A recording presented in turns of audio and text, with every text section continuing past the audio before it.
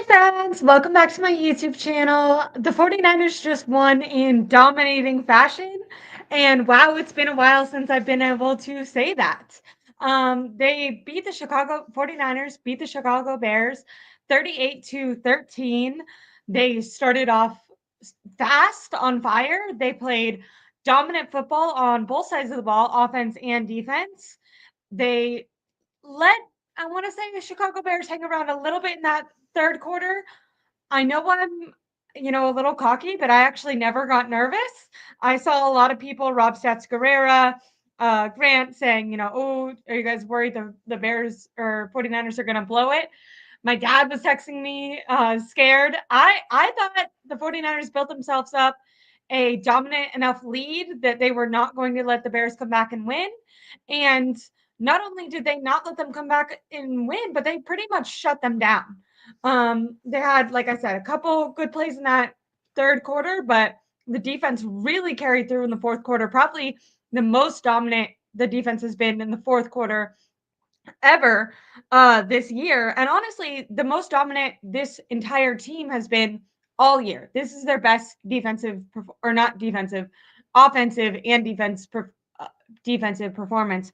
Specifically on offense, that first half was absolutely incredible. I mean, they I think the Chicago Bears were prepared for the 49ers to come out and run the ball with Isaac Guerendo, but they mostly passed. And that first drive where they ended up with a touchdown from Jennings, Brock Purdy was on fire.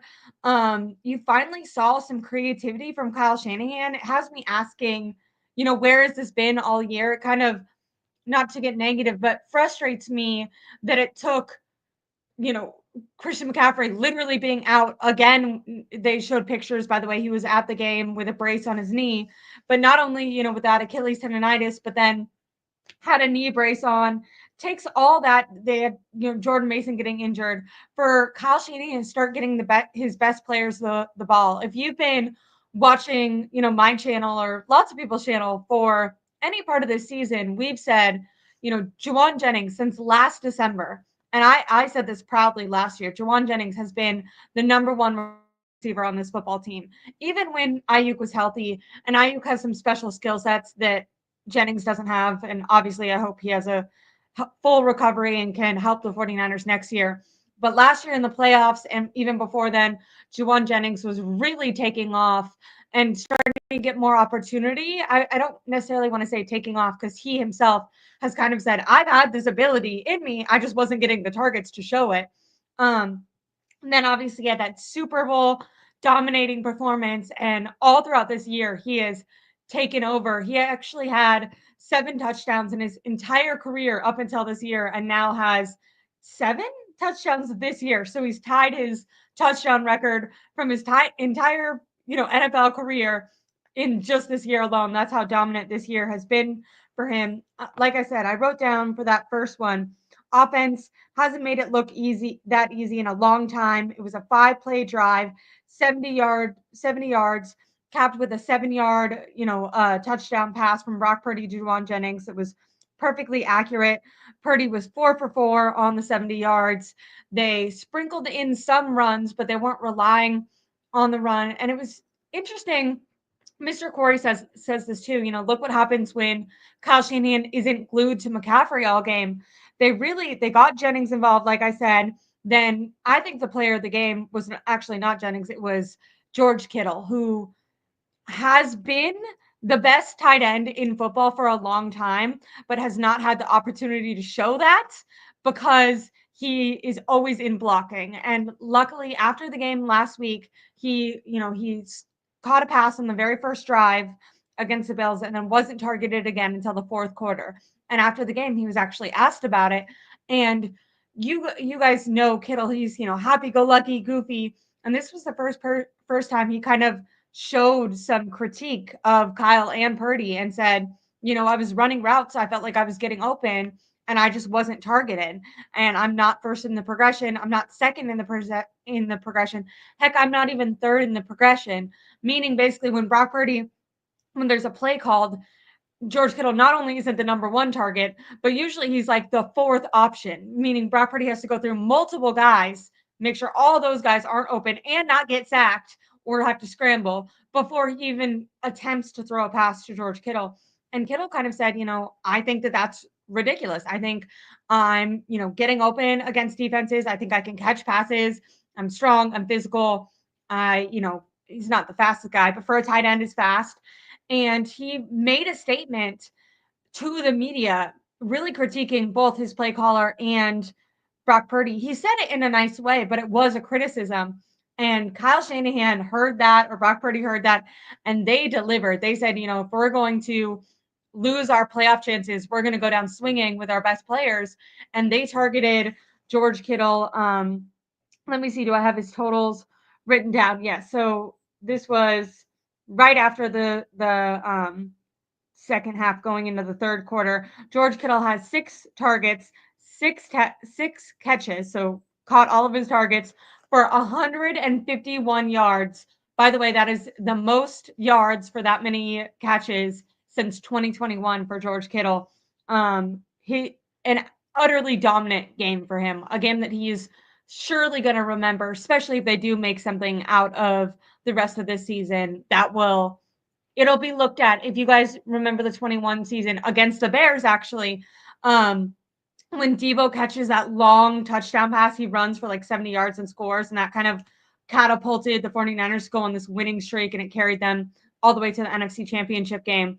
I think if the 49ers can get themselves into the playoffs, which we will talk about, that's not guaranteed, but if they can make something out of this season, targeting George Kittle this game and what a dominant performance he had will be looked at as a turning point, especially if Kyle Shanahan sticks to it, which I hope he does. I tried to give Kyle a little bit of the benefit of the doubt, where there has been games where George Kittle has gotten his number, called a decent more times, but then he always ends up getting injured, like a hamstring injury or something small after that. So I thought maybe, Kyle's trying to protect him. At this point, you're going to be out in 3 games. So, protection, screw that. Get your best players the ball. Hope that they can make good plays. Don't get Deebo Samuel the ball, by the way. Oh my God, Deebo is cooked. Deebo, he had I think 21 yards in the rushing game. Anytime there was a momentum loss, it was because Deebo Samuel was getting targeted. Wasn't targeted that much, but it's a real big bummer. As someone who Deebo was my favorite player for the last couple of years, and I really held on to that even after he kind of went downhill in performance. Let me make sure my dad's watching live. Sorry, I just want to text my dad because he always tells me to text him when I'm live. But moving off of Deebo, we'll maybe get back to him. I think James brings up an amazing, comment.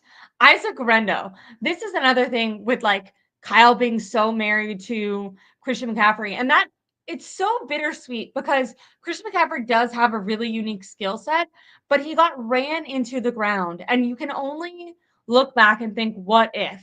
What if instead of giving Christian McCaffrey right after bilateral Achilles tendonitis, or even before he got that, because that's also an overuse injury, but like, what if any time in the last 2 years or this year when they, drafted Isaac Guerendo, instead of giving McCaffrey, who was consistently getting 20 to 28 carries a game, what if you were giving him 14 and then you were giving Mason 10 and Isaac Guerendo 6? Like that could have been so impactful. Isaac Guerendo had an excellent game. He in high school, he actually won an award for in his high school conference being the best wide receiver. So for you guys who don't know, Isaac Guerendo, obviously he's a running back for the 49ers now, and he played running back in college. But in high school, he was utilized as a wide receiver. So he was a weapon in the pass game. And Kyle really used that to his advantage. Like I said, I want to give Kyle some praise. He knew that, whenever Guerendo was in the backfield, the Bears were going to assume this was a running play. And instead, he called a ton of play action and play fakes to Guerendo, actually then having him run out, passing it to him, which really threw off the Bears defense, gave Guerendo a little bit of space, and Guerendo is already a fast player. He's not super physical, and that's nothing mean towards him. He's just a smaller player, but he's very fast. Like he's a track guy. Really, really powerful. He has that initial burst that can be really dominant, especially if you get him in space. And Kyle was getting him in space and tricking the Bears defense, which was wonderful. But once again, it made me think like, why is it week 14? And we're just now seeing this. Like I've called for a couple more Guerendo plays. I was thinking just like one a quarter back when Chris McCaffrey was still healthy and Mason was healthy, because I've seen him a couple times be able to cut it out to the sides and then run in. That's the only time that we've seen him get a touchdown prior to this game, was because Guerendo was doing that. Um, for James's comment, Kyle did speak after the game. They gave Guerendo a X-ray and nothing came up, but they will have to give him an MRI tomorrow. They right now it's a foot injury is what it's marked at, but Kyle did say that there's concerned it could be a high ankle sprain, which obviously, they're hoping maybe it's just a foot sprain or even an ankle sprain, but the high ankle sprain is actually what keeps you out. You can't play through that, where the other ones they can wrap up. We won't know till tomorrow. I will go live after the game tomorrow, or not after the game, after the media phone call. Usually that's around 3:30. So I'll do a little bit of a live and give you guys an update. But while he was in the game, Isaac Guerendo, like I said, dominant performance. He had 78 rushing yards, 50 receiving yards, 2 touchdowns as the starting running back today. It was really and Kyle even said this, like it was both amazing to see his final drive and then also obviously crushing, because you're walking down, you're closing out the game, and then you get hurt at the very end. Patrick Taylor was the running back that ended up scoring that final touchdown. If Isaac Guerendo can't go, I imagine that Patrick Taylor will be the starting running back for the 49ers. They've also signed 2 guys to the practice squad recently. So I don't know how much run they would be getting, but obviously those guys are free agents and they haven't been in the system as long as Guerendo has. Now I will say the one thing that's kind of scary about Isaac Guerendo is he has gotten injured quite a lot. Like he had a hamstring injury in training camp. He struggled a lot with hamstring injuries in college too. Like I said, he has a lot of those fast twitch muscles. So this is a foot injury, so it's or foot/ankle injury, so it's obviously different than that. But we do have to keep our eye on. This is a young rookie player, and he's already missed time because of injury. But yeah, he had a dominant performance today, and then Patrick Taylor did look decent in his place. And even if Patrick Taylor didn't look decent, Kyle Shanahan was able to scheme up plays for him, which gives me hope that moving forward, Kyle could do something similar, but then also makes me resentful of Kyle because I have no idea why it's week 14. It could be too little too late. The Seahawks just beat the Cardinals, so they're 2 games above the 49ers. 49ers are still last in their division. Did the Rams beat the Buffalo Bills? Let me look at that right now. I think that they did. But what's a lame situation for the 49ers to like just now decide that they want to? Okay, let me see. Yeah, I mean, like this is what's frustrating. It's like the 49ers, they finally have this dominant performance. And obviously we're going to talk, like this was against the Bears. The Bears just fired their head coach. Their defense really has gone downhill since losing Matt Eberflus, who was more of a defensive guy. Now, the last 3 games, their offense has looked a lot better. They almost beat the Packers, the Lions. Like they've been in very close games with all these teams. But yeah, the Rams, they beat Buffalo. The score was 44-42. Like it feels frustrating as a 49ers fan to know that the Bears, who the 49ers just blew out, kept it close with the Packers, who blew out the 49ers, or the Rams, who I think as fans, we think of them as either equal opponents or even lesser than. I know they beat us, but I think that the prevailing narrative is like maybe the Rams got lucky and the 49ers are a better team than them. And then the Rams score 44. Like that's an insane. I'm calling 38. That's the best the 49ers have done on offense all year. It's an insane performance. And I think what's been annoying is like you get this narrative. I know David Lombardi and stuff have talked about this. Like you get the narrative that the offense has been struggling because the defense is letting up. And it's like the defense for the Rams gave up 42. Like sometimes you need to be able to rely on your offense to actually freaking score points. Like it makes me so frustrated that people have tried to blame this defense. The defense has looked, I know my dad pointed this out, the announcers talked about it. The defense looks pretty vanilla. Charvarius Ward had a couple catches that he gave up, which makes me upset because obviously Ward is going through so much personally. He hasn't been the same since he's came back from his personal injury. I don't know. Some people are saying, oh, he's older and he's cooked now. I'm more willing to say he took an entire month off where he was not training. He was not, participating in football. Think about Trent Williams and Brandon Ayuk to start the year when they didn't have training camp. Like they looked really slow. Hopefully Ward rounds back into shape. De'Amari Lenore had an incredible defensive performance. He was breaking up passes. He looked elite, which is awesome because once again, he's coming off. He did have a deep bone bruise, so he's coming off an injury. And then also the 49ers obviously have him locked up for next year. So it looks good. Not only if there is hope for the rest of the season, have Lenore out there, but we know that there's hope for next year having him on the team. And then Renardo Green. This is what I wanted to see. Like if the 49ers aren't going to make the playoffs, which maybe they will, but if there aren't, I wanted to see hope that moving on to next year, the 49ers could look better. And I wanted to see the, rookies getting targeted more, the younger guys getting targeted more, and your best players getting the ball more. No more like force feeding Deebo Samuel, who might not even be on the team next year. Like that wasn't working. And I didn't want to see that continue. And I'm happy that Kyle moved away from that a little bit. Although there was a report that came out this morning, Nick Wagner, and I think Matt Mayoko, maybe it was Matt Barros, but two of the 49ers beat reporters did do a quote that it's likely Deebo Samuels to stay with the 49ers next year.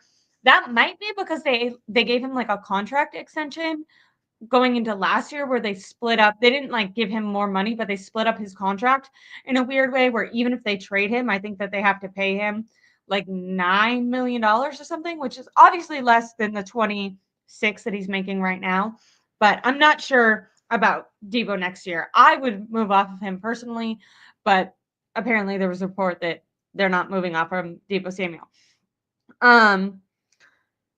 Renardo Green, that's what I was talking about. He had an excellent pass breakup towards the end of the game, and he played really well when Ward did go out to either catch his breath or maybe they sat him. I don't want to say bench because I think that everyone is trying to be cognizant that Ward is obviously going through things off the field. But there was a good portion of the fourth quarter where it was just Renardo Green and De'Amari Lenore on the field. And I felt like both of those, who I do think are going to be the starting corners going into next year. And I thought that they looked really dominant together. Obviously, Ward is a rookie, so sometimes I feel like he'll overplay it and he might like miss a play because he's running so fast that he'll literally like run past it, or he'll hit a guy too early. He didn't do that. He can be a little handsy. He didn't do that today, though. He was really on top of it today.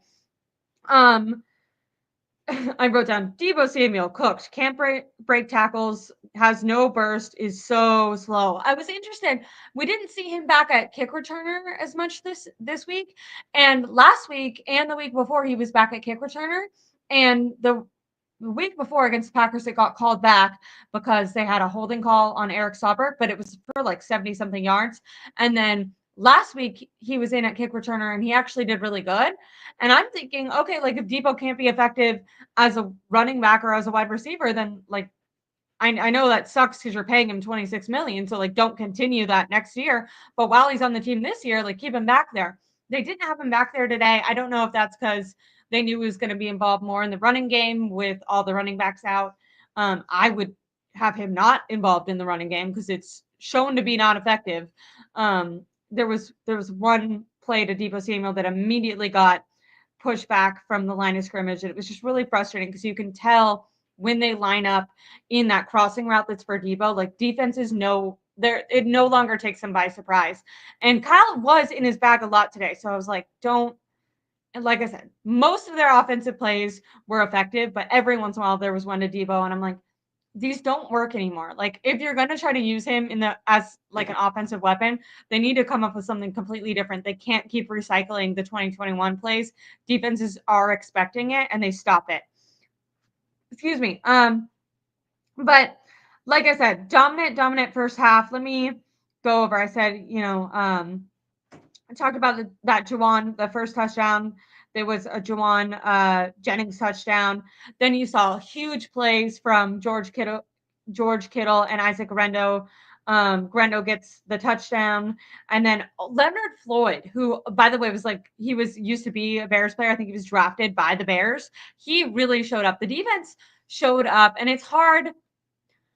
The announcers even talked about that too, like offensively and defensively. It's hard to say like how much did your team show up or how much do the Bears just really suck, because the Bears did play well the last 3 weeks, but also they fired their head coach, but I felt like they had fired their head coach because they were in these close games and then he was making like horrendous decisions down at the very end and like kind of losing them games.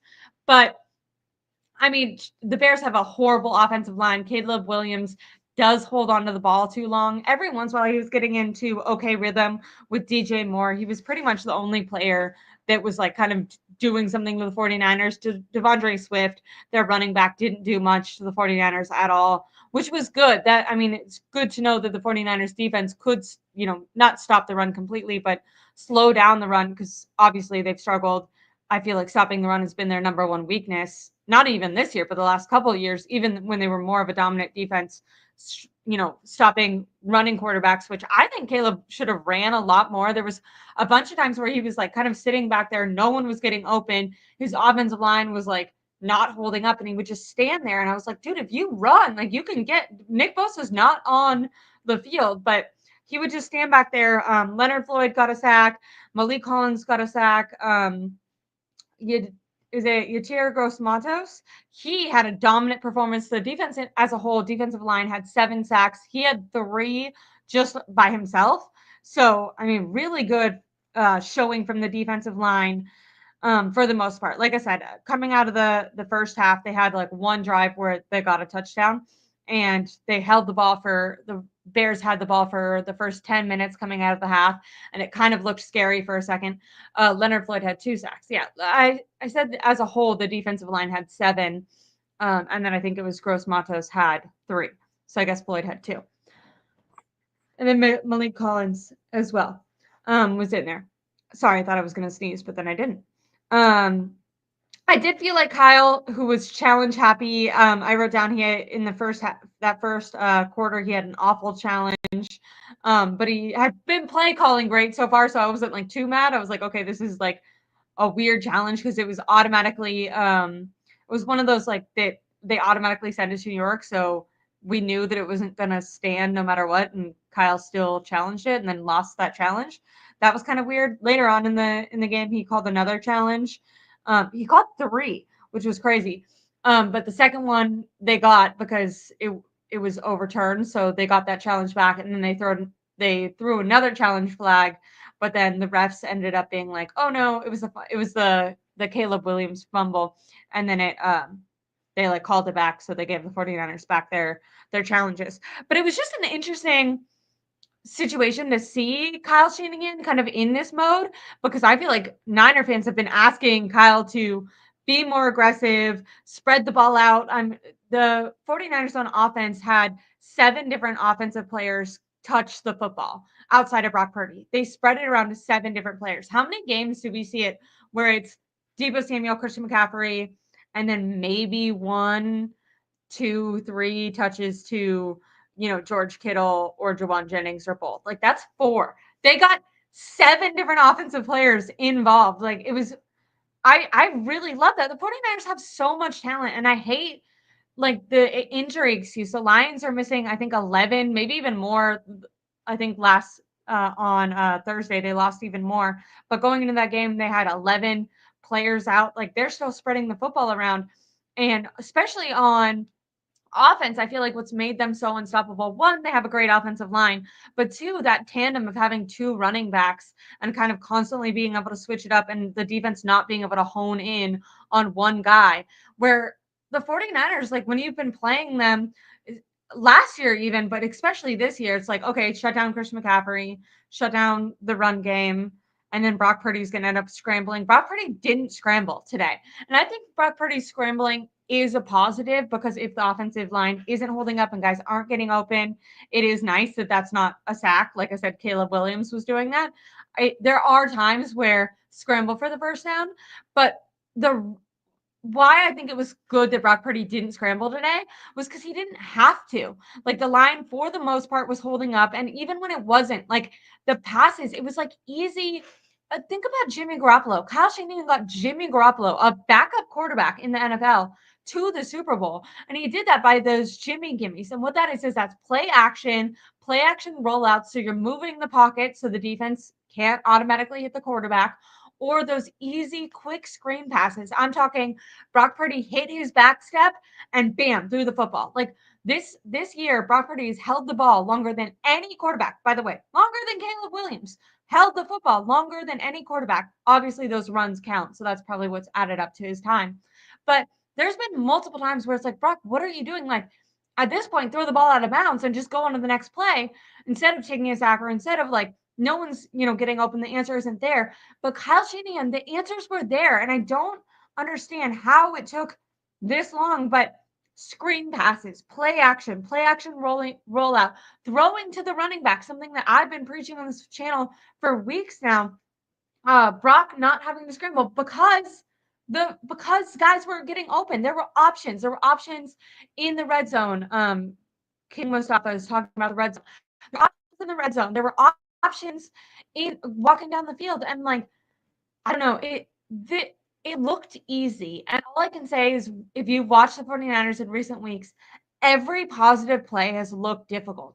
A big reason for that, aside from guys not getting open and Kyle not scheming guys open, is execution and undisciplined play. The 49ers have killed themselves with penalties. Penalties have been the bane of the 49ers' existence. I'm talking anytime they have a positive play, bam, immediately neglected by a penalty on offense and defense. That was happening. Both sides of the ball. Don't even get me started about special teams. Obviously, that's just a dumpster fire all on its own. But penalties has killed the 49ers. I wrote down the first offensive penalty. It was a false start by George Kittle. Unfortunately, he had a great game, so I'm not going to hold him against him. But that was until the third quarter. Like they went an entire first half. The 49ers have not played more than one quarter well recently. And even this game, I wouldn't say they played an entire four quarters well. I think they played 38 to 13 is pretty freaking dominant, but I think they could have played even better in that third quarter. But for the most part, that first half and that fourth quarter, complete dominance. Their first penalty was not until halfway, the game was halfway over. I think that really was critical in the 49ers being able to have offensive success, being able to keep the defense off the field, give them a break. That way, when they did go out there, the defense they got takeaways. The 49ers have not been getting takeaways in recent weeks at all. They won the turnover battle. They were stopping the Bears 3-and-out, and then giving the 49ers the football back, and the 49ers were scoring with it. It was like this perfect marriage of the offense was keeping the football for possessions for long periods of time so the defense could actually rest, even without Nick Bosa, by the way. They didn't have Nick Bosa, and this was their best defensive performance. If you listened to me last week, like I feel pretty stupid. I thought this was going to be their worst defensive performance because I was thinking Caleb Williams can run if he needs to, and Nick Bosa won't be there, and they already suck at stopping the run. But the defense really stepped up. Mike D does say that the Bears defense sucks, and we'll get to that. The announcers, did I text it to my dad? The announcers did talk about, like, they said Kyle Shanahan talked a couple weeks ago, and he said, if certain games would have gone our way, then we would have been 8-2 right now.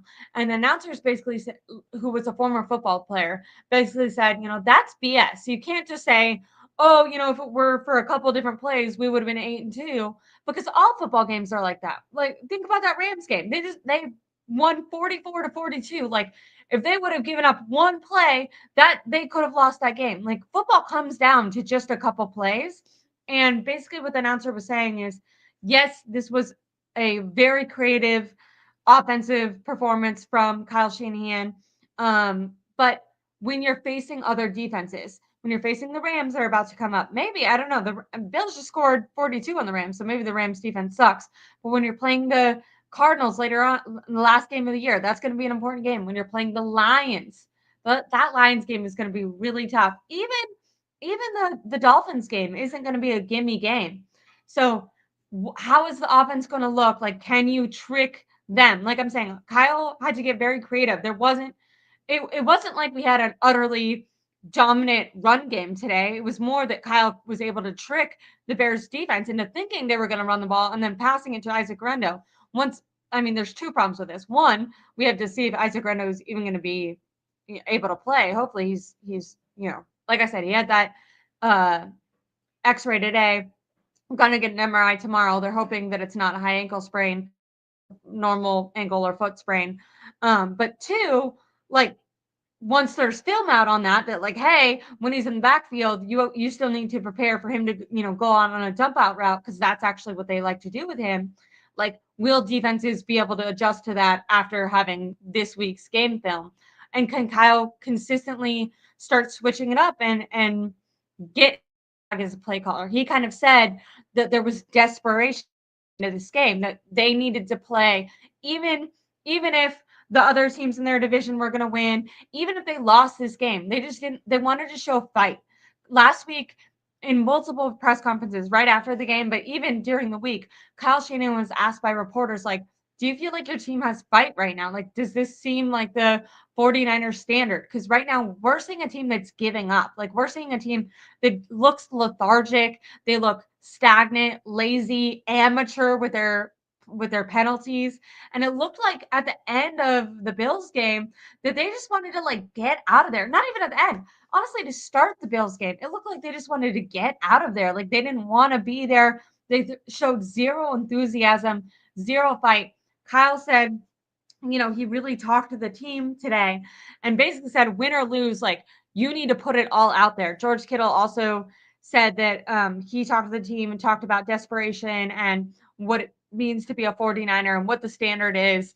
And he reflected on previous years when they really felt like their back was against the wall and that every game was a playoff game.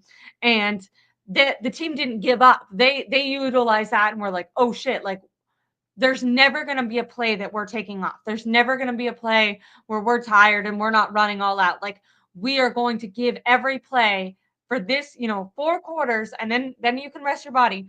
But for these 4 quarters, we're going to be 100% on. And Kittle said in previous years he felt that, and that this year he had not felt that. And he tried to say, he was like, it's not necessarily the guys were taking, plays off. It's just that I didn't feel that energy and that desperation that I felt in previous years, which is insane to hear because in previous years that kicked in way earlier. Right now, it might literally, even if they win their next games, it might be too late because of how many games they've lost. So it's kind of insane that this hasn't kicked in until right now. But like I said, so that's Kyle Shanahan and George Kittle. Then apparently Brock Purdy and Deommodore Lenoir both talked to the team yesterday. The 49ers players, they stay in a hotel, even when it's a home game. The next game, they stay in a hotel. So they all have like these strict bedtime schedules, which is kind of funny. Like you think of these, they're grown men and they're making millions to hundreds of millions of dollars and they have like a curfew and all this stuff, but it makes sense. Before the game they're trying to make sure that you're fully rested and prepared for the next day. But they do like group dinners and group talks, and Deommodore Lenoir and Brock Purdy both talked to the media. They didn't say exactly what they said, but do I have it written down? It did apparently resonate. They both were asked by Kyle Shanahan to talk to the players, but they both seemed very willing. Multiple players said that they were moved by Purdy and Lenoir's words. Not that obviously speeches win games, but there was a sharp focus into coming into today's game, and it showed. So right now we have the head coach, we have George Kittle, who is the star veteran on this team. You have Deommodore Lenoir, who's like newly a leader. It's kind of weird, right? Because like if you've been watching this team through the Kyle Shanahan era, you might think of Lenore as kind of a younger guy, but he just got extended. We have rookies and, second-year players who look up to Lenore. They look up to his play on the field. They look up to his attitude. So he really is a respected veteran now. And then they look to Brock Purdy, a guy who might be, the franchise quarterback and getting paid 60 or whatever $1 million to start next year. So they look to these guys as their leaders. And when these guys say there's urgency and we're going to hold ourselves to a standard, we mean it. That's another thing. Hufanga was back today. I think the energy from Hufanga on defense is so necessary. And I think there's two ways that he helps the defense. One, like I said, energy wise, like attitude wise, I think the enthusiasm, the vibrance, the like all out physical. I mean, he just got back from his second major injury and he was jumping on people. Like he is not a guy that's going to go out like watching someone run by him. He's going to like, if he loses, it's going to be because he jumped and he like hit the floor and missed him. He's never going to not try to make the tackle. He's never going to not try to time the blitz. Like he is, you're going to feel his presence. And I think something smart that they did is for multiple times in this game, they benched Jair Brown to start the game on defense. They had Jair Brown on the bench. It was Hufanga and Malik Mustafa starting. And I think that's good. Brown obviously had a good year last year under Steve Wilks. Steve Wilks's specialty was in the secondary. So I don't know what he was doing that was helping Brown. But this year, Brown has fallen off a cliff. And I like that the 49ers were like, we're not just going to keep you on the field because you're the like I think a lot of people have felt like at the end of the year they're going to move off of Hufanga because he's probably going to make too much money, although now after the injuries they might be able to get him on a 1-year deal. But they drafted Jair Brown with their first pick. I know it was a third-round pick, but it was their first pick of the draft of the year that he was drafted because they didn't have that first-round pick because of was it because of McCaffrey or because of Trey Lance? Anyways, they didn't have the first-round pick, so Jair Brown was technically their first pick of the 2020 season. And obviously, if things go to plan, is supposed to be the safety of the future. And I like that they didn't do roster politics, and they said, we're going to sit you. Hufanga off an injury, we believe is going to bring more energy than you're bringing now. And they were right. They brought him in for a couple plays. I don't know if that was because Huff needed a breather or just because sometimes you have 3 safety sets on the field. And he did okay, but he also had some whiffs. And I like that they're not guaranteeing him his position. I think I would love it if they could get Hufanga on a 1-year deal. Like I said, he had that all-pro year, which I thought was going to price him out of the 49ers. But that was 2 years ago. And then he's been pretty injury riddled since then. I wonder if they could say, come back on a cheap 1-year deal. And then if you play well, then he'll go out and get a bit bigger contract from a different team. They've done that a lot with like defensive lineman players. They'll get these guys that are kind of cast off from whatever team drafted them. They'll have one really dominant year with the 49ers and then get paid somewhere else. Think of Aziz. That also happened with him. I cross our fingers that 49ers can have Hufanga back. Because no offense, I don't think Jair Brown is the guy. Maybe he'll snap into shape now that he's been benched, but I don't think he's the guy. He's given up too many good plays. And Mustafa looks like a mini Dre Greenlaw. He's not mini. He brings that intensity that Dre Greenlaw brings. Speaking of Greenlaw, it's not confirmed, but it is highly anticipated that he will be coming back against the Rams. They didn't want to bring him back today since it's going to be a short week. They're playing the Rams on Thursday. They didn't want his first game full of action and then, not to be able to have a full week to recover coming off injury. But it's been highly anticipated that he will return for the Rams game. Fred Warner was asked about it today and said, he's been waiting all year for that and obviously misses his brother. So that was great to hear. Fred Warner had a pretty decent game. He's still obviously playing through that bone break in his ankle, which is just insane when you think of him flying around the field. Obviously, he gets it shot up, but still terrifying. Terrifying injury. Like I said, total offense. I don't know if I said total offense, but 49ers had 452 yards passing. was 20 for 26, 321 yards. They were passing the ball all over. I didn't expect that. I thought that they were going to try to run the ball. They, really led with that passing game, but it wasn't the difficult down the field 7-step drop back shit that like gets Brock Purdy killed and kills play drives because no one's getting open or because those are just low percentage throws in general. It was a lot of those just like quick, like I said, bam, bam, two-second drop or 2-step drop backs, get the ball out of your hand. 2-step drop back, get the ball out of your hand. Easy, building up Brock's confidence. Like, I imagine he doesn't feel confident after losing so horribly. And he even talked about, he really felt down after that Seahawks loss and then having that injury right after that and then coming back against the Bills and just getting dominated. And honestly, Brock Purdy had a really bad game against the Bills. So I don't know if his shoulder is feeling better or what's going on, but he had an excellent game rushing. They had 200, or sorry, they had 200 rushing. They had 34 yards rushing, or sorry, 34 carries for 131 yards rushing. Defense got 1 turnover. 49ers protected the football. That's obviously key, winning that turnover battle. And then time of possession, 49ers had 31, almost 32 minutes because it was 31 minutes and 48 seconds. So they dominated time of possession against the Bears too. And that's just like, did someone have a time machine and like get the old 49ers? I know the old 49ers rushing, it maybe didn't rush the ball as much as past 49ers offenses, but having them be full of life, full of energy, playing mistake-free football, protecting the football, and then, keeping the football, like the time of possession, aside from that third quarter, 49ers were dominating. That first half was just a killer. Like I said, I really wasn't worried the 49ers were going to lose after that first half. We've obviously seen the defense break down in the second half before, so I understand if you were concerned.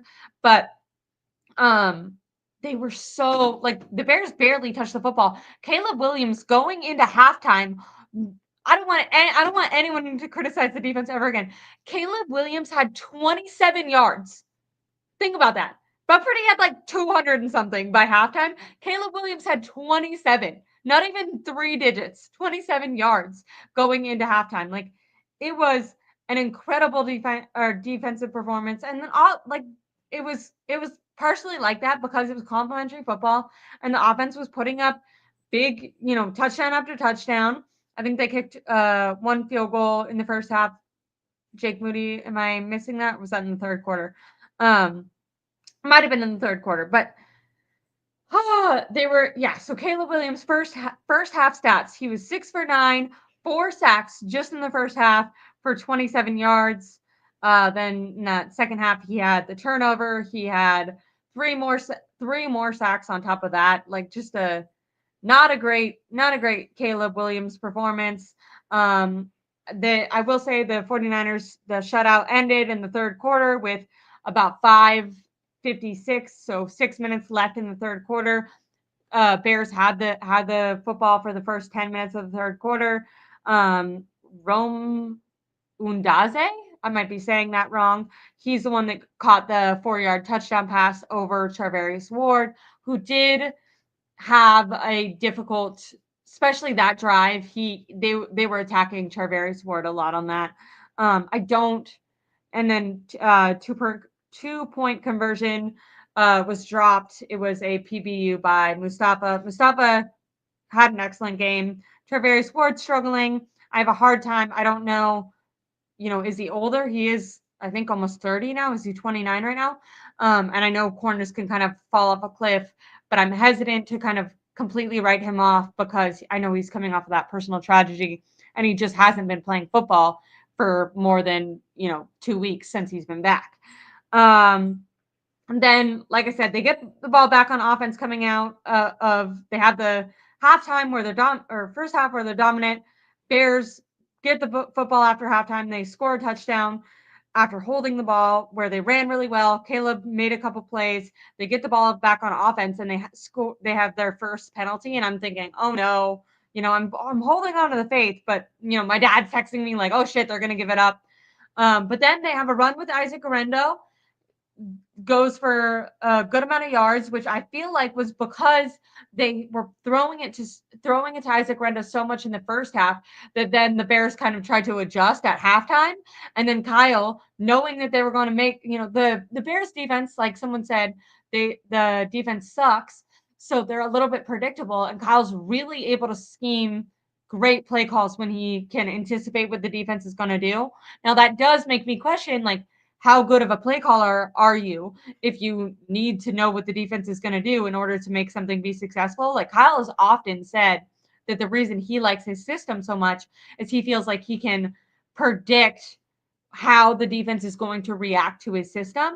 And we've seen that get Kyle in some trouble now that his defense or his system is more widespread against the lead. It's like not taking defenses by storm as much. And Kyle has kind of struggled now that he can't predict what the defenses are going to do. I don't know. Like, is this something he's going to carry over? What do you guys think? Let me know in the comments. Like, do you think that Kyle's going to continue to have creativity on offense against the Lions defense? Or was this because the Bears defense is not a good defense, specifically since they fired Matt Eberflus, who obviously sucked as like a decision maker and on offense, but has he did bring something to their defense. And I think their defense has performed worse since he's been fired. But then the 49ers, they punt the ball back to the Bears. And then this is where I feel like it was kind of game over. Bears get the ball back. Caleb Williams fumbles on their next offensive drive. And from there out, the 49ers offense, just dominant performance. They scored another 2 touchdowns. Issac Guerendo did get hurt. He was questionable return at the time. He had 78 yards rushing, 50 yards receiving with 2 touchdowns. And then, like I said, after the game, they said that they're going to be getting him an MRI tomorrow. On Monday, Patrick Taylor ended up getting that final touchdown. 49ers as total ran for 147 yards. It was, and then Bears get the defense back. That's when Renardo Green, I felt like, made a great defensive play. I think by then the Bears were kind of like, okay, we're not going to be able to come back because the 49ers they were up 4 touchdowns on them at that point. But Renardo Green, Caleb did make a great throw, and Renardo Green literally like threw the guy's arms, not illegally, but like made an excellent defensive play, whacked the ball away. Caleb got sacked 7 times, 3 of those by Gross Matos. Brock Purdy's final stat line before getting taken out of the game for Brandon Allen, which we will talk about in 1 second. But his final stat line was 20 for 25, 80%. He had 325 yards for 2 touchdowns, a near perfect passer rating for 145.4 passer rating. And if you guys care about EPA, he had a 0.76 EPA. I kind of think that EPA can be overrated. If you guys remember going into the Bills game, Brock Purdy had a better EPA than Josh Allen. And then Josh Allen obviously far outperformed Brock Purdy. But I do think what is important is the 20 for 25. He was getting the ball out of his hands and he was completing the ball. Kyle was scheming guys open, threw the ball for 325 yards and didn't have a turnover. Like, that's very good. I think in previous years, specifically last year, even though Brock Purdy had a really great year and was like in the MVP conversation, he was turning the ball over a lot and he had a lot of turnover worthy plays. And in this game, he didn't even really have turnover worthy plays, unless I'm misremembering, and you guys can let me know in the comments. But Brock Purdy threw the ball well and it was like clean football. The one mistake was his final in the final quarter, the throw that was to Ricky Pearsall. There was some debate online. Was that Ricky's fault? Because it looked like Ricky stopped. And if he would have kept going, the pass would have been completely accurate by Brock Purdy. So some people were saying, okay, Brock Purdy, that was an inaccurate pass. And then some people were saying Ricky ran the wrong route. Turned out to be a little bit of both were true. Brock talked about it in his post-game press conference and said that they had predetermined like the play that they ran in that situation. They had ran in practice. And so Brock in anticipation. Like I said, this game, he was getting the ball out of his hands. So he threw the ball in anticipation. So he threw it a little bit early because he knew where Ricky was supposed to go. But then I guess Ricky saw a bunch of open field and thought that he would cut it back because there was more space. So if Brock would have thrown it later, maybe he could have adjusted. I tend to think that's a little bit on Ricky's fault. Like if you practice this in practice and you know exactly where you're supposed to run and you know that your quarterback is going to run there, in my opinion, that's where you should run. But Brock said that it was his bad and that Ricky did the right thing. And when you find open space, that's where you're supposed to go. I know there's been previous games where Kittle's done something similar. Like maybe was schemed open here, but he found like a gap in the zone coverage and he went there because it was going to be a way easier shot for a touchdown or something. And I know that in those games they've said Kittle made the right decision. So maybe it was Ricky made the right decision by cutting it back. I mean, the way that they practiced it was where Brock Purdy threw the ball. And in my opinion, if Ricky was where Brock threw the ball, he could have walked right in for a touchdown. So, like I said, tended to think that that was a little more on Ricky than Brock. But I will say in the press conference, Brock said, no, it was my fault. Ricky did the right thing. So I don't know who you want to blame there. And they scored 38, so it's not super important. Apparently they talked about it after and they're going to try to get more in rhythm. I will say they just haven't targeted Ricky a lot. So I don't think Brock and Ricky really have that chemistry the way that Brock and Ayuk did, or the way that Brock and Jennings is a great example, the way that Brock and Jennings or Brock and Kittle do. So hopefully that will develop over time. Pearsall was one of the guys that I was hoping that got the ball a little bit more. And then I was after that, I was like, okay, maybe not him. Maybe just keep giving it to Kittle. If Issac Guerendo is healthy, passing it to Issac Guerendo because I think he excels in the passing game. Jennings. I'd love to see maybe even Jacob Cowing instead of being back there at, punt returner. Why don't you get him involved in the passing game? I think he has some speed to him. He is a smaller guy, but like I said, Guerendo's a smaller guy and he has performed great. Like they literally moved him to running back in college because he was smaller. But for the 49ers, I think in the passing game is where he's excelled. Even when he's excelled as a runner, it's like it's when they've passed him the ball at the line or handed him the ball at the line of scrimmage and he's bounced out. So he does have some quick bursts, but Ricky's not that fast. I mean, I don't know. He was shot, so it's hard to criticize him, but I'm not trying to be critical. I just think that less Deebo Samuel, more Jennings, more Kittle, and if healthy, more Issac Guerendo because he, seems to be a diamond in the rough. Every time he's gotten his opportunity, he's been great. Wish he would have been utilized a little more. Maybe if he was utilized more, Christian McCaffrey wouldn't have an overuse injury. Obviously, Jordan Mason getting a high ankle sprain, there's not much you can do about that. That's just happenstance, but maybe they would have won a couple more games if they would have been spreading the ball out. Like I said, this game, getting the ball to 7 of their offensive players. Most games, they're giving the majority of their targets to 2 and then maybe getting like 4 of them involved. So this by far was the most they've spread the ball out. And I think that really helped, one, with the defense not being able to predict what they were going to do on offense. And then 2, just with the success and like longevity of the players they have. I think Kyle feels like, okay, we can't wear one guy out now because we don't have anyone left. And I just wish he had that mindset before. I'm going to look at some comments really quick. I don't know. I know I talked about Brock's stat line, but the rest of my notes were, I felt like I said Kyle's adjustments on offense were screen passes, play action, rollout to help with the offensive line problems.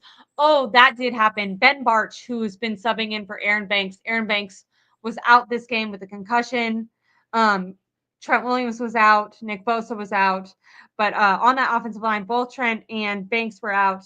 Trent out with that ankle injury. And that scares me because they said pretty much as soon as it stops swelling that he'd be back out there. He's now missed multiple games with it. And they basically said it's not responding right.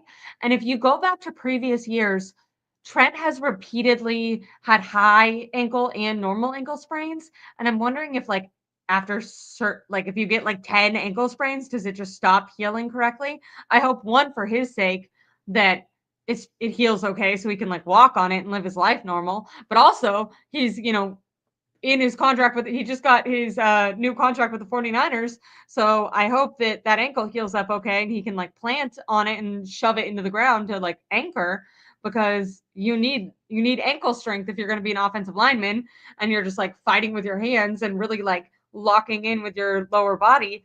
That ankle's going to be very critical. So hopefully for Trent that eventually heals up right. I am nervous about that. Aaron Banks, he's out in the concussion protocol. My prayers go out to him. It's been over a week that been in that concussion protocol, and I know a lot of times if it's like a minor concussion, they can clear it. Honestly, like if you get a concussion on Sundays, a lot of players can clear it by next Sunday, so that's like 7 days. For him, it's been almost 14. So I hope Aaron Banks is okay. But Ben Barch has been filling in for Banks, and literally behind Pooney has been the second rated offensive lineman on this team. Like he's played, which isn't a high feat. He's played better than Brendel and freaking and Colton McKivitz. Like I said, not hard to do, but it is impressive that he's played so well given he hasn't had a lot of time on task. And unfortunately, he left the game today.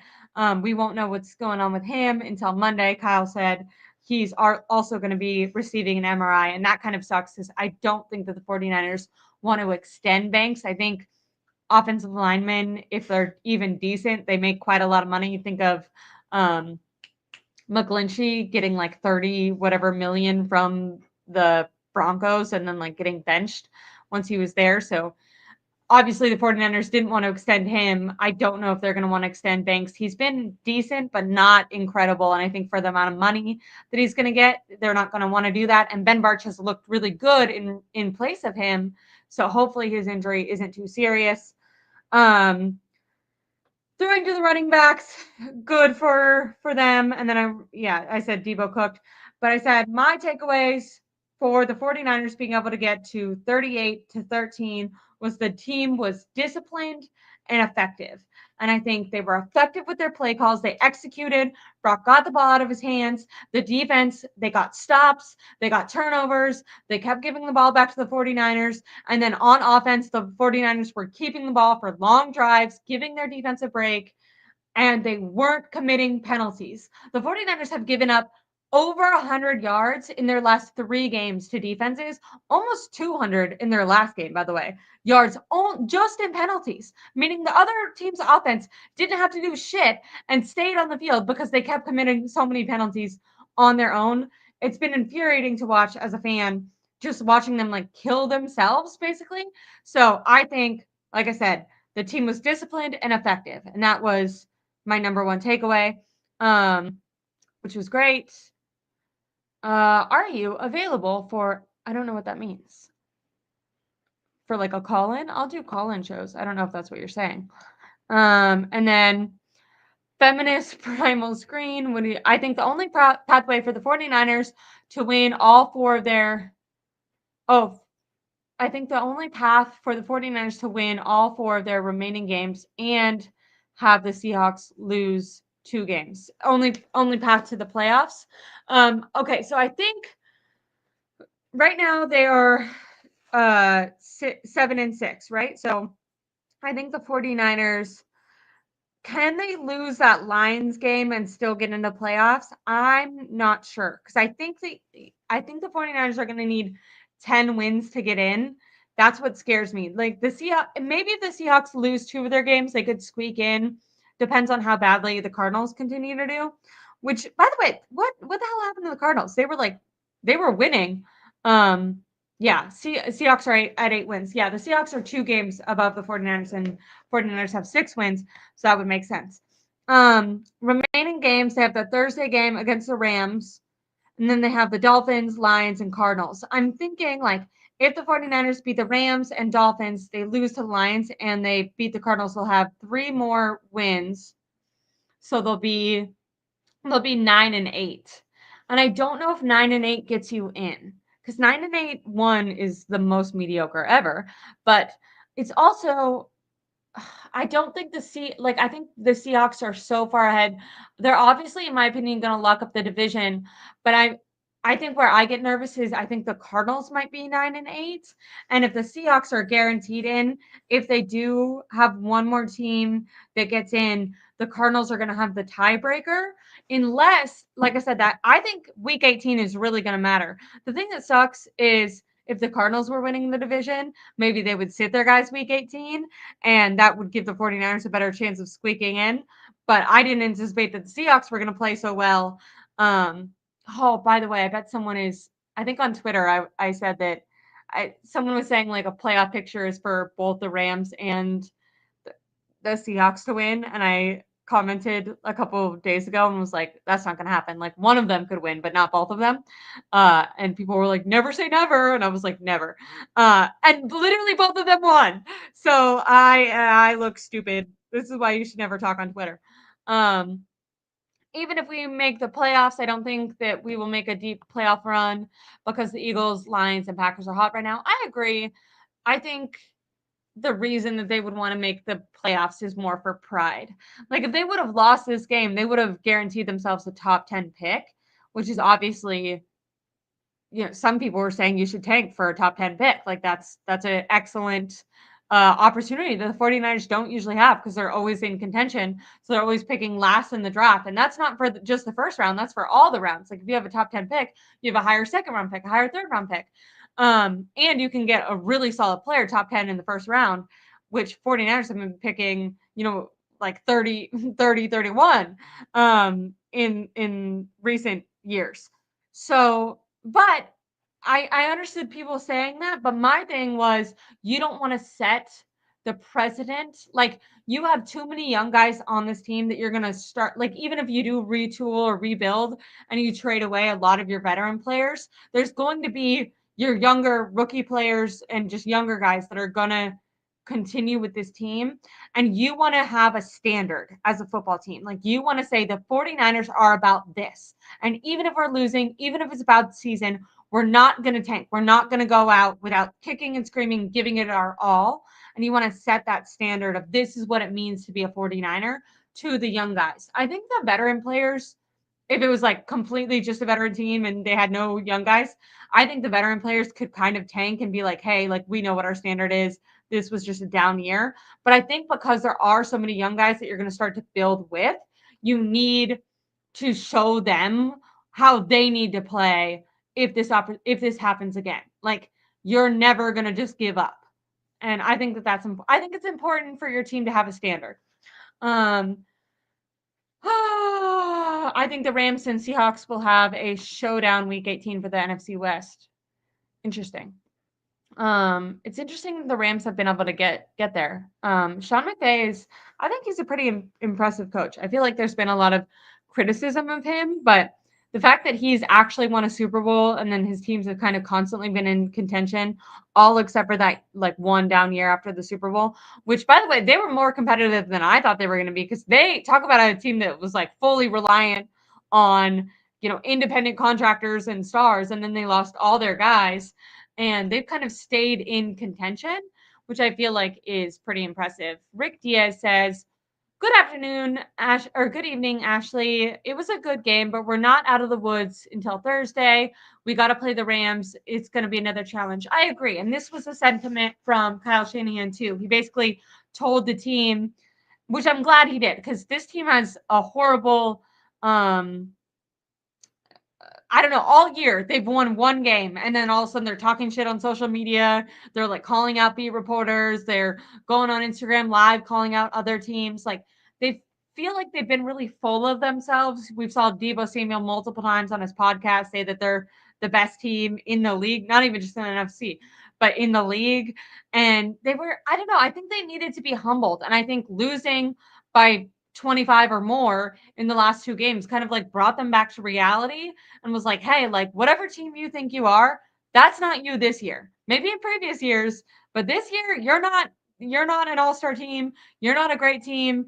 You're not even the best team in your division. Matter of fact, you're the worst team in your division. You're playing all these teams worse. So I'm hoping that they're not going to overreact And I want fans to do this too.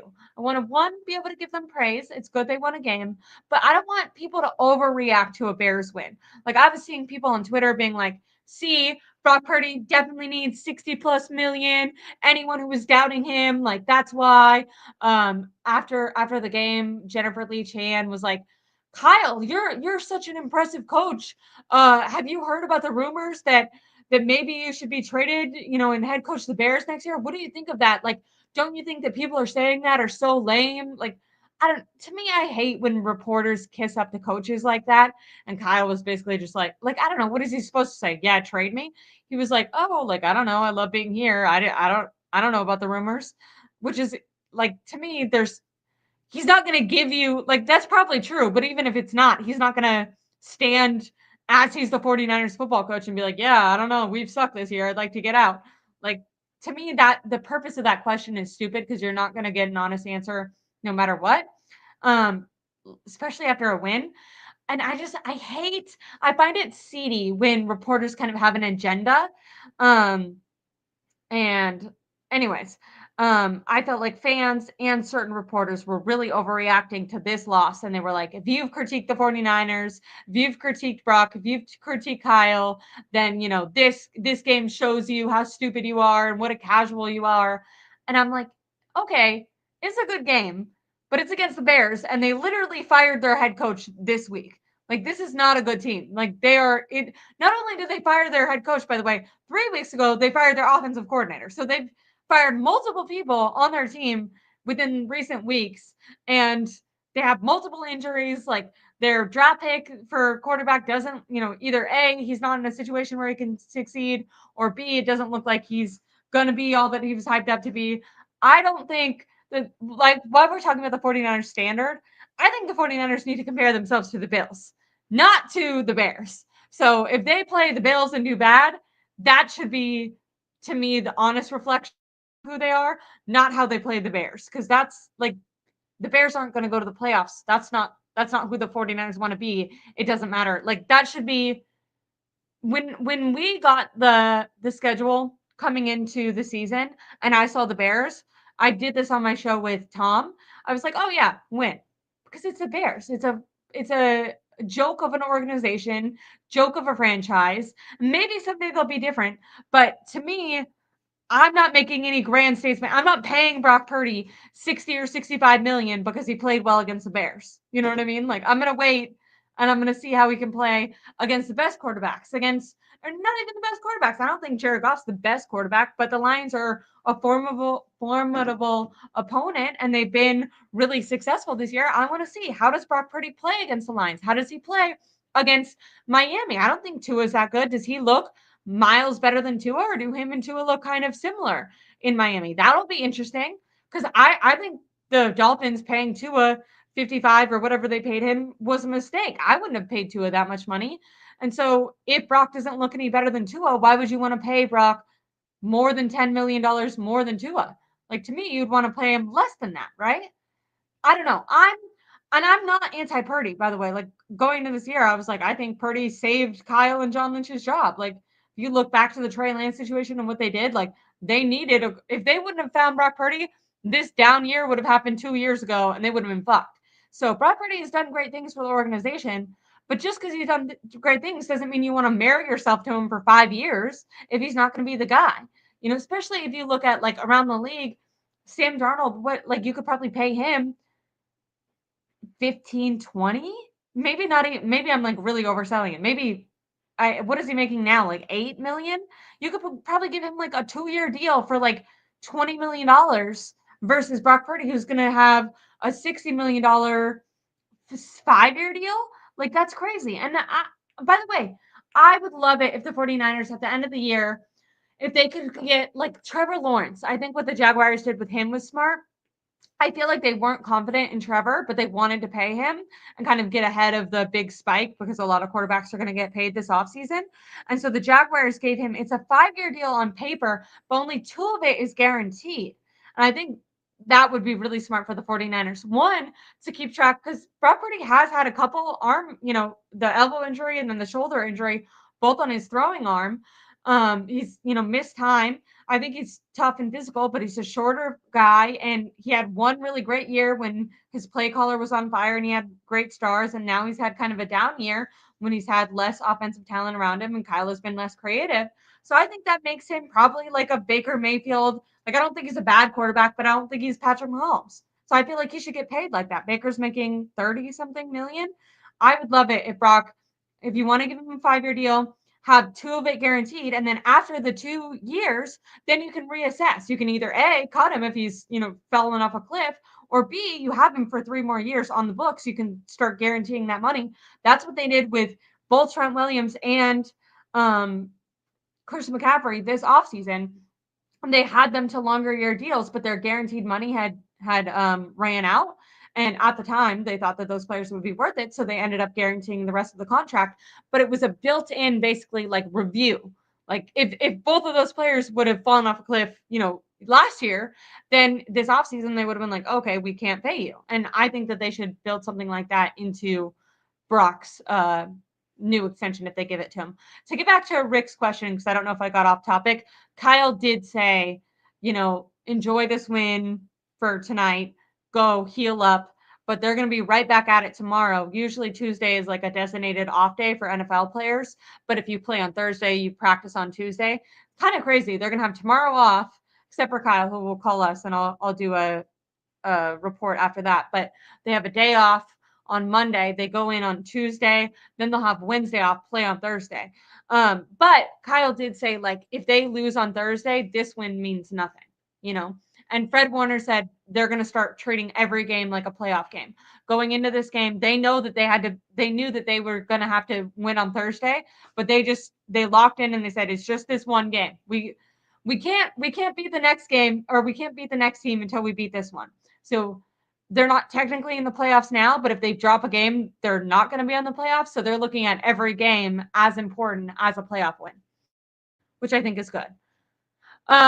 Johnny, I love this, said, took long enough, now beat the Rams. I agree. And defense is still very concerned, especially the Rams versus the Rams. I actually think when I'm concerned about the Rams game, I'm thinking about the offensive performance, because the Rams just scored 44, which I guess you could look at it and say, okay, if the defense can slow them down. But what I'm thinking is, I don't think there's any way in hell that the 49ers can score in the 40s. Like, this is by far the best game, and it took playing a horrible team and everything going right, and they suffered injuries in this game. I don't know, and it's going to be a short week. If the 49ers can hold the Rams to 17, 21, maybe 24. I don't even know if 24. I think maybe the Rams have to score less than 24 for the 49ers to win. Like, I don't think the 49ers are consistent. Like, that's why I'm saying, I'm not saying they're back. I don't think they're going to score more than 30 against the Rams. I think if they beat the Rams, the defense is going to have to hold the Rams in check, because I just don't think this team is that offensively dominant. Like, maybe if Kyle continues to go to Kittle, continues to go to Jennings, spread the ball around, if Guerendo's, healthy, which we won't know until tomorrow, that maybe will give me some more hope. It's really scary when you look at their running backs right now. I mean, they're on their 4th string running back is going to be their starter.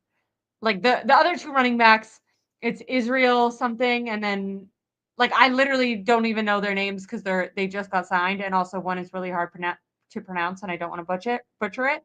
But they have Patrick Taylor, who was not even active for the first 10 games of the season. Like, he was on the practice squad all the way up until last week, and he's now going to be their starter if Isaac Guerendo isn't healthy. So I hope that Guerendo's okay. Let me see.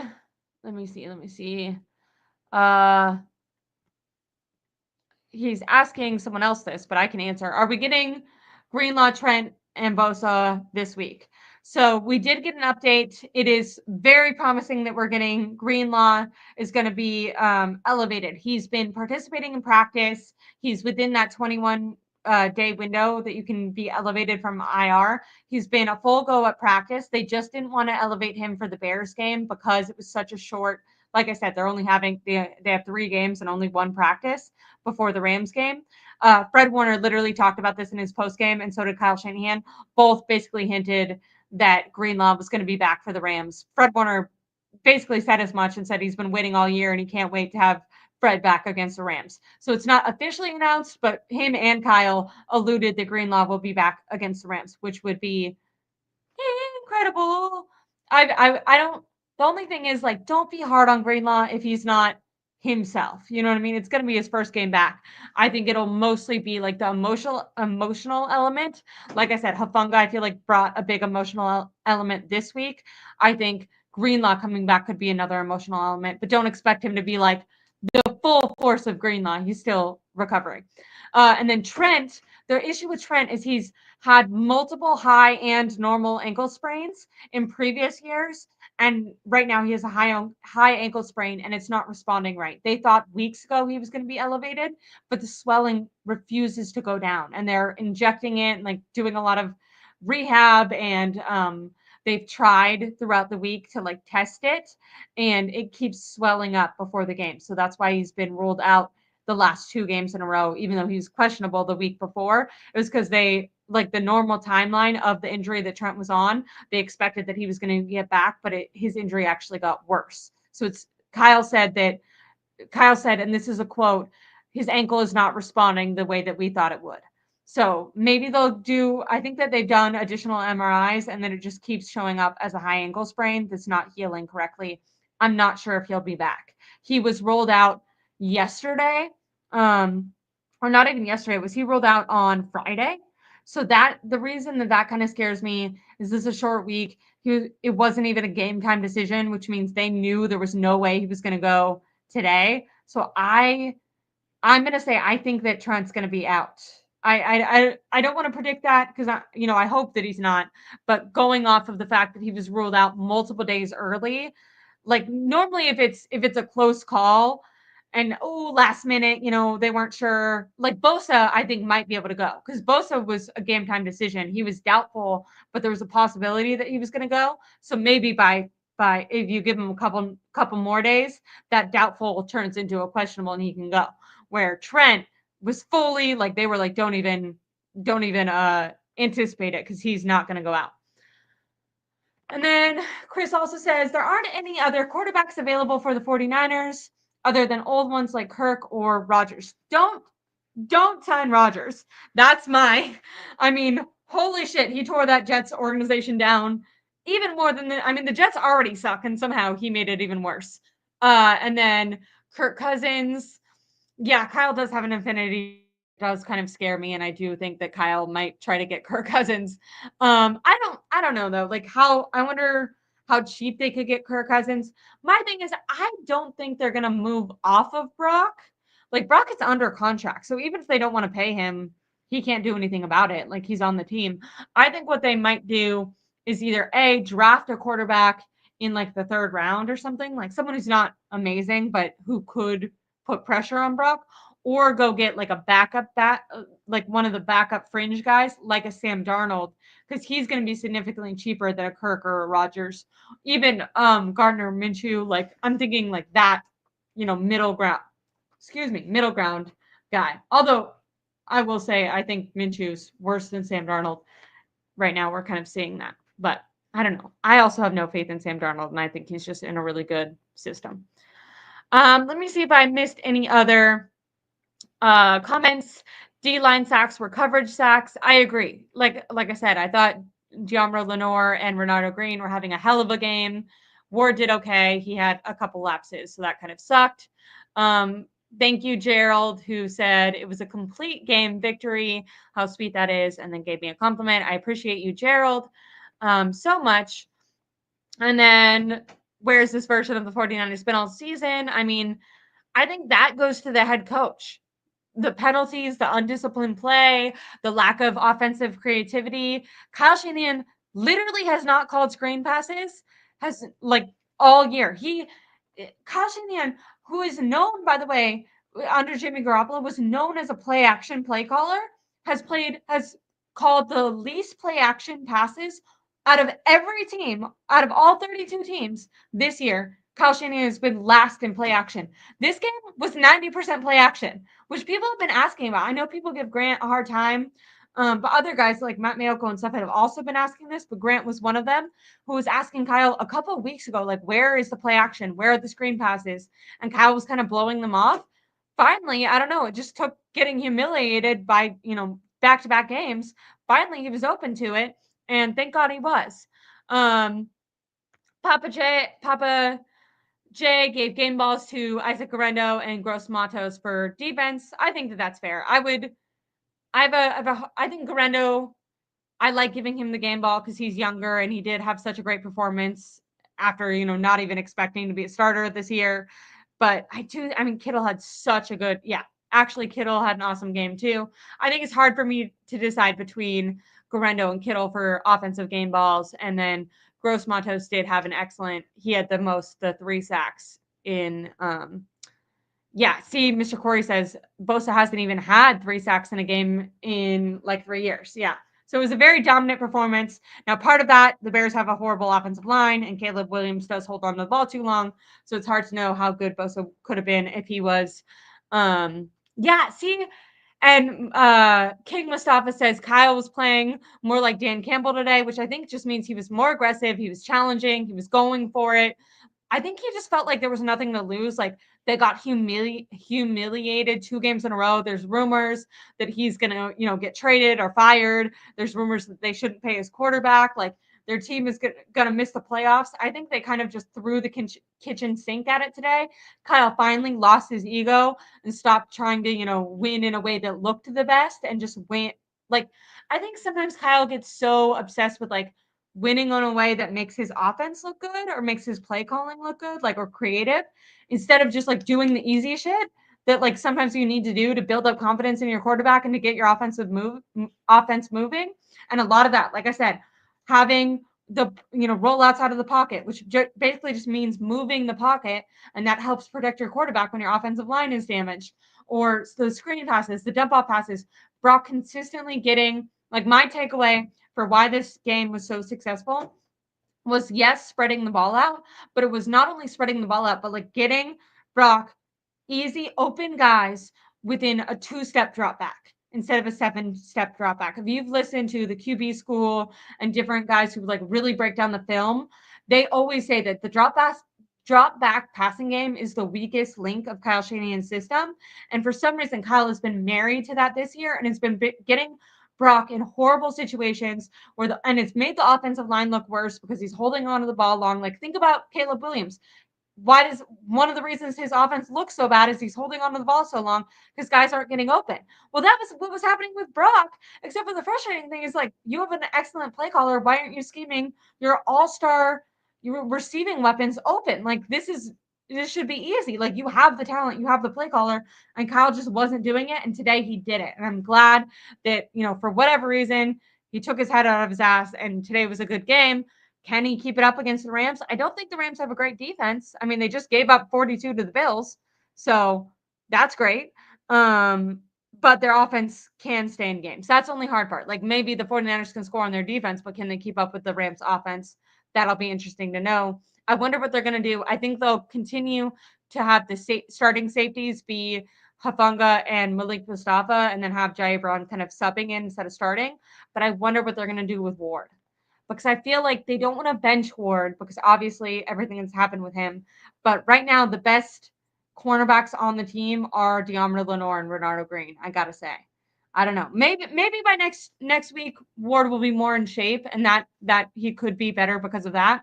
But that I'm interested to see how the 49ers do. I mean, Puka Nacua has looked amazing. He had a great catch against the Bills earlier today. I saw on Twitter it was trending. Cooper Kupp, is he back? Stafford, I think, always gives his team an opportunity. Now, he will also give the defense an opportunity to get the ball. He usually always throws either an interception or an almost interception. Just does the other team catch it? I don't know. The defense has been horrible at catching interceptions all year, but they finally got a turnover this week. Will they get another one next week? I think winning that turnover battle against the Rams is going to be critical. If they can do that, they keep their playoff hopes alive. I'm not sure what they'll do or if they'll actually make it, but they got to win to keep their playoff hopes alive. I'm going to end it here. I really appreciate everyone joining me. Make sure to give me a like and subscribe. It really helps my channel. Leave a comment too. The 49ers 2024 says, "What's up, Ashley? What's up?" Go back and listen. I'm ending it now, but I appreciate you joining me now. Leave me a comment, leave me a like, subscribe if you aren't already, and I'll be going live tomorrow. Like I said, sometime after 3:30, Kyle's going to have that call, so we'll have an update on Issac Guerendo and Ben Barch, the injuries from the game, anything that pops up, because sometimes things pop up once the adrenaline wears off. So I'll give you guys a full injury report, and then we'll be going live on Tuesday with Tom after practice. It's going to be the only practice of the week before Thursday's game. So short week, a lot of content coming soon. Thank you guys so much for joining me, and I'm happy 49ers finally got a win. It's nice. Like I want my 49ers to be in contention. It gives us something to talk about. Not that every week needs to be a blowout win, but when they're all losses, it gets kind of like there's not much to talk about. The team sucks. It's nice to have it be like, oh, okay, are they going to get it or are they not? So go 49ers. See you guys later. Thank you so much. Have a good Sunday.